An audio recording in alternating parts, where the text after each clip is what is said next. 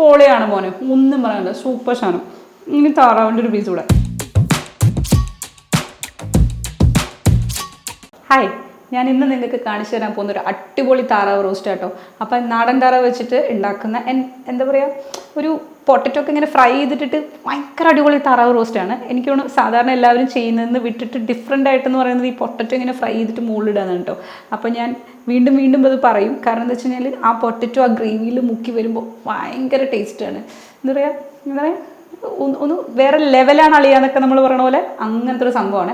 അപ്പോൾ അതെങ്ങനെ ഉണ്ടാക്കാൻ നമുക്ക് നോക്കിയാലോ. അപ്പോൾ നമ്മൾ നാടൻ താറാവായിട്ടാണ് എടുത്തിരിക്കുന്നത്. ഇതിനകത്തോട്ട് 2 സ്പൂൺ കാശ്മീരി ചില്ലി, എരിവ് കൂടുതൽ വേണ്ടവർക്ക് കുറച്ചുകൂടെ ചേർക്കട്ടോ, ഇച്ചിരി മഞ്ഞൾപ്പൊടി, 1 സ്പൂൺ ഉപ്പ്, നന്നായിട്ട് കൂട്ടിത്തിരുമ്പ് കേട്ടോ. അല്ലെങ്കിൽ നമ്മളിങ്ങനെ കൂട്ടിത്തിരുമ്മി വെച്ചതിന് ശേഷം നമുക്കിതിൻ്റെ മസാല പ്രിപ്പയർ ചെയ്യാവേ. ഗ്യാസ് കത്തിച്ച് പാൻ വെച്ചിട്ടുണ്ട്. നമ്മളതിനകത്തോട്ട് വെളിച്ചെണ്ണ ഒഴിക്കുക. അരിഞ്ഞു വെച്ചിരിക്കുന്ന സവോള, പച്ചമുളക്, ഇഞ്ചി ഇങ്ങനെ നീളത്തിലരിഞ്ഞത്, വെളുത്തുള്ളി, പിന്നെ നമ്മൾ ഏറ്റവും കൂടുതൽ ഇതിലിടുന്നൊരു സാധനം എന്ന് പറയുന്നത് ചുവന്നുള്ളിയാണ് കേട്ടോ. ചുവന്നുള്ളിയാണ് ഇതിൻ്റെ ഏറ്റവും ടേസ്റ്റിൻ്റെ ഒരു ഹൈലൈറ്റ്. ചിലവർ ഇതിനെ കുഞ്ഞുള്ളി എന്ന് വിളിക്കുവേ. നമ്മളിത് നന്നായിട്ട് ഇളക്കുക. അപ്പം ഞാൻ എപ്പോഴും പറയുന്നത് പോലെ ഈ സവോള ഇട്ട് കഴിഞ്ഞാൽ നമ്മൾ അപ്പം തന്നെ ഒരു നുള്ളു ഉപ്പ് ഇട്ട് കൊടുക്കണം. ഞാൻ നേരത്തെ മഞ്ഞൾപ്പൊടി എടുത്തപ്പോൾ ഉപ്പിൻ്റെ പുറത്ത് ഇത്തിരി മഞ്ഞൾപ്പൊടി വീണായിരുന്നു കേട്ടോ, അതുകൊണ്ട് കേട്ടോ ചെറിയ മഞ്ഞ കളറ്. ശരിക്കും ഈ സ്റ്റേജിൽ മഞ്ഞൾപ്പൊടിയൊന്നും നമ്മൾ ഇട്ട് കൊടുക്കണ്ട, ഉപ്പ് മാത്രം ഇട്ട് കൊടുത്താൽ മതി. ഇത് വഴന്ന് മൂത്ത് വരുമ്പോഴാണ് നമ്മൾ ബാക്കി പൊടികൾ ചേർക്കുന്നത്. നന്നായിട്ട് മൊരിഞ്ഞ് വരുന്ന വരെ നമ്മളിത് വഴറ്റിയെടുക്കാം കേട്ടോ. ഈ നാടൻ താറാവ് തന്നെ നമ്മൾ ഉപയോഗിക്കാൻ കാര്യം എന്താ വെച്ചാൽ അതിൻ്റെ സ്കിന്നിൻ്റെ അടിയിൽ നെയ്യുണ്ട്. എല്ലാ താറാവിൻ്റെയും സ്കിന്നിൻ്റെ അടിയിലാണ്, പക്ഷേ നാടൻ താറാവിന് നെയ്യ് കൂടുതലായിരിക്കും. കാര്യം അതിൻ്റെ എന്താ പറയുക, നമുക്ക് കഴിക്കാൻ കിട്ടുന്നത് ഭയങ്കര കുറവായിരിക്കും, പക്ഷേ നെയ്യ് അതിൽ നിന്ന് ഇറങ്ങി വരുമ്പോൾ ആ ഗ്രേവിയുടെയും ആ താറാവിൻ്റെയും ടേസ്റ്റ് അസാധ്യ ടേസ്റ്റ് ആയിരിക്കും. അപ്പോൾ ഇത് നന്നായിട്ട് വഴന്ന് വന്നിട്ടുണ്ട്. അപ്പോൾ നമുക്കിപ്പോൾ ഇതിനകത്തോട്ട് പൊടികളിടാം കേട്ടോ. 3 സ്പൂൺ മല്ലിപ്പൊടി, 1 സ്പൂൺ ഗരം മസാല, 1 സ്പൂൺ കുരുമുളക് പൊടി, 1/2 സ്പൂൺ മഞ്ഞൾപ്പൊടി, ഇത്ര ഇട്ടിട്ട് ഇത് നന്നായിട്ട് ഇളക്കുക. ഈ സമയത്ത് തന്നെ നമുക്കിതിനകത്തോട്ട് കറിവേപ്പില ഇട്ട് കൊടുക്കാവേ.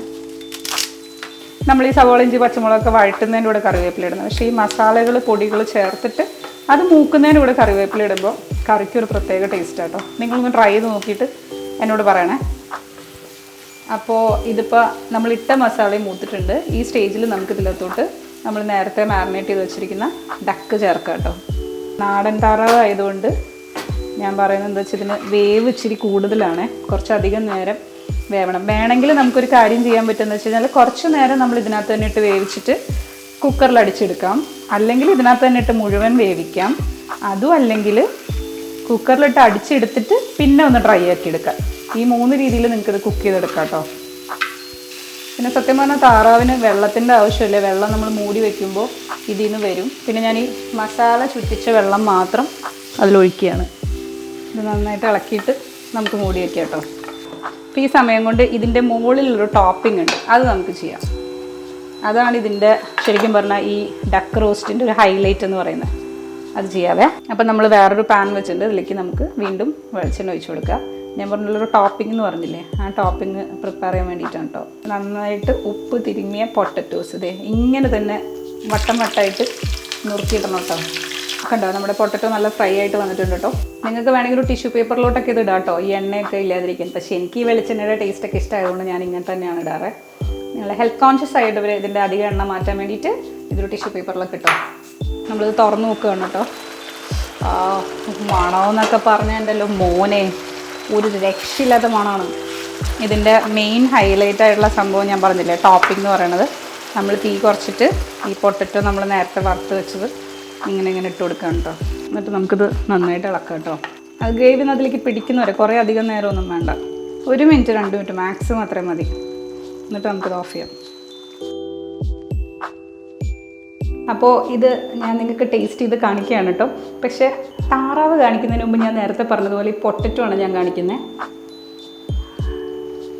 പൊളിയാണ് മോനെ, ഒന്നും പറയാനില്ല, സൂപ്പർ സാധനം. ഇനി താറാവിൻ്റെ ഒരു പീസ് കൂടെ.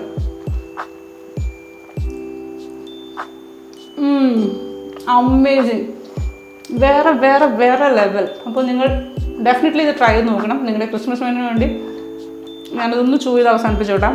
അപ്പോൾ again I M telling you, നിങ്ങളുടെ ക്രിസ്മസ് മെനുവിന് വേണ്ടി നിങ്ങളിത് ഇപ്പോൾ തന്നെ സേവ് ചെയ്ത് വെക്കാം. എന്നിട്ട് നിങ്ങളുടെ ക്രിസ്മസിന് നിങ്ങളുടെ ഡേ വൺസിന് വേണ്ടി നിങ്ങൾ ഉണ്ടാക്കി കൊടുക്കുക. ഇതുപോലത്തെ അടിപൊളി ഡിഷസ് കാണാനായിട്ട് ലെയാസ് കിച്ചൺ എന്ത് ചെയ്യണം? സബ്സ്ക്രൈബ് ചെയ്യണം, ഷെയർ ചെയ്യണം, കമൻറ്റ് ചെയ്യണം. And your valuable comments really matters to me. അപ്പോൾ അടുത്തൊരു അടിപൊളി ഡിഷായിട്ട് വരുന്നത് വരെ ബൈ.